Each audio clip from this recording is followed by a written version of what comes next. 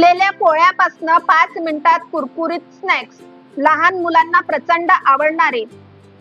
उरलेल्या पोळ्या घेतल्या, त्याला बारीक कापून घेतलं, खूप बारीक कापायचं नाही आहे, असं लांब लांब स्ट्रिप कापायची आहे आणि तेलात छान कुरकुरीत होतपर्यंत तळून काढलं, हे बघा या प्रकारे।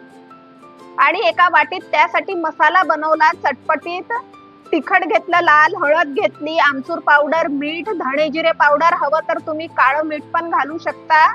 आणि हा मसाला मी बेसिकच तयार केला आहे 4-5 मसाल्यापासून। आणि हा मसाला त्या पोळ्या, कुरकुरीत पोळ्यांवर भुरभुरला आणि छान असं मिक्स करून घेतलं। आपले कुरकुरीत स्नॅक्स तयार आहे, लहानांपासून तर मोठ्यांपर्यंत आवडणारे, चहा बरोबर अतिशय उत्तम आहे, छान कुरकुरीत लागतात। तुम्ही पण करून बघा आणि डिटेल व्हिडिओ बघण्यासाठी व्हिडिओ मधल्या त्रिकोणावर क्लिक करा, करून बघा आणि एन्जॉय करा। बाय।